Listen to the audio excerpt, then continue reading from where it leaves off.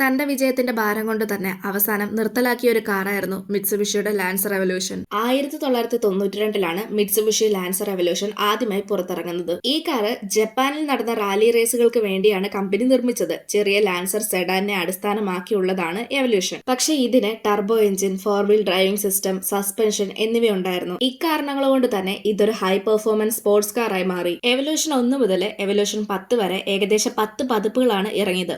ഓരോ മോഡലും ഓരോ പെർഫോമൻസിലും ടെക്നോളജിയും കൊണ്ട് മെച്ചപ്പെട്ടിരുന്നു. സ്പീഡ്, ഹാൻഡ്ലിംഗ്, എഞ്ചിൻ പവർ എന്നിവ കാരണം ട്യൂണർമാർക്കും അതുപോലെ കാർ ലവേഴ്സിനും ഈ കാർ വലിയ പിന്തുണ നൽകി. പിന്നീട് ഫാസ്റ്റ് ആൻഡ് ഫ്യൂരിയസ് പോലെയുള്ള സിനിമകളിൽ വന്നതോടുകൂടി എവല്യൂഷനെ കൂടുതൽ പ്രശസ്തമാക്കി. പക്ഷേ മിത്സുബിഷിക്ക് എവല്യൂഷൻ വഴി വലിയ ലാഭം ലഭിച്ചില്ല. കാറിന്റെ പ്രൊഡക്ഷൻ കോസ്റ്റ് കൂടുതലായിരുന്നു. കൂടാതെ പെർഫോമൻസ് കാറിനേക്കാൾ കൂടുതലായും ലാഭകരമായ ഇലക്ട്രിക് കാറുകളും ഫാമിലി കാറുകളിലേക്കുമാണ് കമ്പനി കൂടുതലായിട്ട് ഫോക്കസ് ചെയ്തത്. ഇതിന്റെ ഭാഗമായിട്ടാണ് മിത്സുബിഷി 2015 എവല്യൂഷൻ 10 ഫൈനൽ എഡിഷൻ പുറത്തിറക്കിയത്. അങ്ങനെ എവല്യൂഷൻ സീരീസും അവസാനിപ്പിച്ചു. പുതിയ എവല്യൂഷൻ മോഡലുകൾ ഇല്ലെങ്കിലും പഴയ എവല്യൂഷൻ കാറുകൾ സെക്കൻഡ് ഹാൻഡ് മാർക്കറ്റിലും മോട്ടോർ സ്പോർട്ടിലും വലിയ ഡിമാൻഡും വിലയും നിലനിർത്തുന്നു. നിങ്ങൾക്ക് മിത്സുബിഷി കാറുകളിലെ ഏറ്റവും ഇഷ്ടമുള്ള കാർ ഏതാണെന്ന് കമന്റ് ചെയ്യ്. ഇതുപോലെയുള്ള കൂടുതൽ വീഡിയോസ് കാണാനായി ചാനൽ സബ്സ്ക്രൈബ് ചെയ്യാനും ഇൻസ്റ്റഗ്രാമിൽ ഫോളോ ചെയ്യാനും മറക്കല്ല്.